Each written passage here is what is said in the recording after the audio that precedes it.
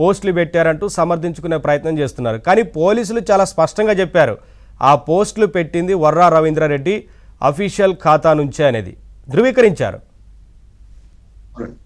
అందరికీ నమస్కారం అండి. నవీన్ గారు, మీకు, కనపర్తి శ్రీనివాసరావు గారికి, సౌజన్య గారికి, ఏబిఎన్ వీక్షకులందరికీ నమస్కారం అండి. ఇక్కడ మనం ప్రధానంగా ఒక 2 విషయాలు మాట్లాడుకోవాలండి. కూటమి ప్రభుత్వం జూన్ 4వ తారీఖున ఘన విజయం సాధించి జూన్ 12వ తారీఖు ప్రమాణ స్వీకారం చేసి ప్రభుత్వంలోకి వచ్చిన తర్వాత అందరూ ఆంధ్రప్రదేశ్ లో చాలా మంది, అంటే పార్టీ అభిమానులే కాకుండా కూటమిలో ఉన్న పార్టీ అభిమానులు, కార్యకర్తలు, సానుభూతి పరులే కాకుండా సాధారణ ప్రజలు, సగటు పౌరులు మాలాంటి వాళ్ళందరూ కూడా ఏం కోరుకున్నామంటే, ఏం ఆశించామంటే, జగన్మోహన్ రెడ్డి ఈ గ్యాంగ్, ఈ దండుపాళ్యం బ్యాచ్, ఈ దొంగల ముఠ, దెబ్బకు టా, వీళ్ళందరినీ కూడా పనిపడతారు చంద్రబాబు నాయుడు గారు ఈ కూటమి ప్రభుత్వం అని ఎక్స్పెక్ట్ చేస్తాం.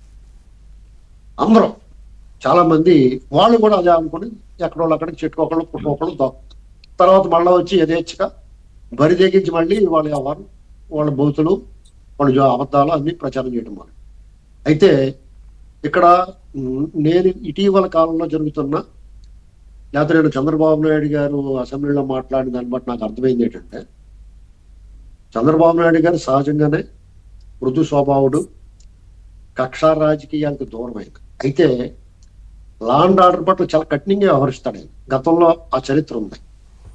ఇందుకు ఎలా జరుగుతుందనేటువంటి సందేహానికి ఒక సమాధానం దొరికిందండి ఆయన అసెంబ్లీలో మాట్లాడిన తర్వాత. ఇటీవల కాలం చూడండి, ఇప్పుడు జగన్మోహన్ రెడ్డి అకారణంగా ఎవరి మీద పడితే వాళ్ళ మీద అక్రమంగా కేసులు బనాయించి అందరినీ వేధించాడు, యథేచ్ఛగా అవినీతి చేశాడు, దాడులు చేయడు, దుర్మార్గం చేయడు, ఒకటి కాదని అరాచకానికి అన్లిమిటెడ్ అరాచకం చేశాడు. ఇలాంటి పరిస్థితుల్లో ఇక్కడ చంద్రబాబు నాయుడు గారు ఈ కూటమి ప్రభుత్వం రాగానే వీళ్ళు కూడా అదే రకంగా వ్యవహరిస్తే, పవన్ కళ్యాణ్ గారు కూడా చాలా దూకుడున్న మనిషి, అందరూ ఎక్స్పెక్ట్ చేశారు. కానీ వీళ్ళందరూ కూడా చాలా పద్ధతిగా పరిపాలన మీద, సంక్షేమం మీద, అభివృద్ధి మీద దృష్టి పెట్టారు. ఇది అందరికీ కూడా హతాశులైపోయారు. అందరూ ఏంటి ఇలా జరుగుతుంది అనేటువంటి విమర్శలు, నాతో సహా చాలా మంది కూటమి ప్రభుత్వాన్ని, చంద్రబాబు నాయుడు గారిని నిలదీసేసాం. నిజంగా కనుక వీళ్ళు కూడా అదే రకంగా చేసి ఉంటే అదే కోరుకున్నాడు జగన్మోహన్ రెడ్డి. ఏంటి, వీళ్ళ నుంచి కూడా కక్ష రాజకీయాలు, ఎందుకంటే అతను ఇంట్లో కూర్చుంటాటో వాళ్ళ కార్యకర్తలు, అభిమానులకు, నాయకులు తను తింటారు. కానీ వీళ్ళు చాలా సమయంలో పాటించారు. అలా చేసుంటే కనుక ఇది నిత్యం రావణ కాష్టంలో రగులుతా రాష్ట్రాన్ని అల్లకల్లోలం చేద్దామనేటువంటి అతని ప్లాన్. ఎందుకంటే ఊరంతా చాలా మంచివాళ్ళు, చాలా పద్ధతి అయిన వాళ్ళు, పెద్ద మనుషులు ఉంటే ఓ 10 మంది ఒక గ్యాంగ్ ఉంటారు, పోరంబోకులు, ఎందుకు పనికిరాని వాళ్ళు, అన్ని రకాల అలవాట్లు, దుర్వ్యసనాలు ఉన్న జులాయి వాళ్ళు. వాళ్ళు చేసి వాళ్ళని మిగతా వాళ్ళు తట్టుకోలేరు. అందుకని వాళ్ళ దారిని వదిలేటరు బాబు, వాళ్ళని పట్టించుకోకుండా అనుకుంటారు. అలాగా చంద్రబాబు నాయుడు గారు వీళ్ళని ఇగ్నోర్ చేసేది తప్ప వీళ్ళని శిక్షిద్దాం, వీళ్ళ మీద వదిలేద్దాం, వీళ్ళని ఇచ్చుకొని అనే ఉద్దేశం కాదండి. ఇప్పుడు ఒక్కొక్కడిని తాట తీయటం మొదలుపెట్టారు. ఆ తాట తీయటం మొదలుపెట్టిన తర్వాత క్షమాపణలో వేడుకోళ్ళు, రాజకీయాల నుంచి విరమిస్తున్నామంటాం, రకరకాలుగా వాళ్ళందరూ వస్తున్నారు. అయితే వాళ్ళు అలాగా వేడుకున్నారో, పరివర్తన కలిగిందా, పశ్చాత్తాపంతో మాట్లాడుతున్నారు అనేటువంటి వేరే విషయం. తప్పే. ఒకసారి తప్పు చేసిన తర్వాత వాళ్ళు శిక్షింపబడక తప్పదు, అది అలాగే చేస్తారు.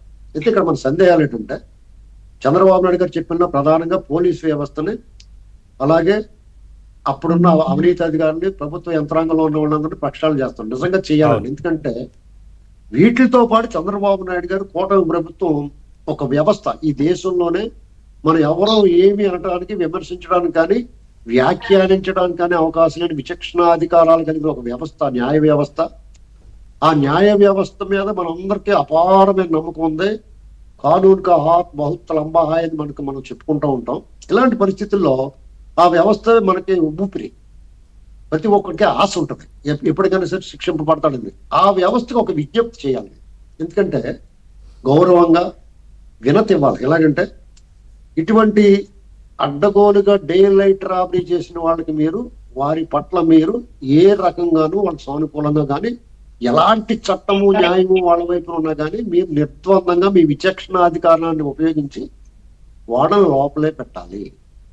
అలాగే ఈ అసభ్యకరమైన సోషల్ మీడియా, సోషల్ డెవిల్స్, వీళ్ళంతా డిజిటల్ డెవిల్స్, వీళ్ళందరినీ కూడా అదుపు చేయడానికి పోలీస్ వ్యవస్థ వాళ్ళ మీద చర్యలు తీసుకుంటే పోలీస్ వ్యవస్థ వైపే ఉండాలి. తప్పదు బంధునాశనం. ధర్మాన్ని కాపాడడం కోసం మీరు న్యాయం విషయంలో, చట్టం విషయంలో కొంచెం వెసులుబాటు కల్పించుకోవాలని విజ్ఞప్తి చేయాలి. వాళ్ళు ఆదేశించలేరు, విజ్ఞప్తి చేయాలి. ఎందుకంటే వారు కూడా మనలాగే ఈ సమాజంలో, ఈ దేశంలో పౌరులు మనతో పాటు కలిసిమెలిసి జీవిస్తున్నారు. మనం ఎలాగైతే గాయపడతామో ఇటువంటి రాక్షసులు, రక్కస మోగల వల్ల వాళ్ళు అలాగే గాయపడతా ఉంటారు. వాళ్ళు కూడా ఈ అసభ్య సంభాషణ వినలేరు. కాబట్టి ఆ విచక్షణ అధికారం తీసుకొని చేయాలి.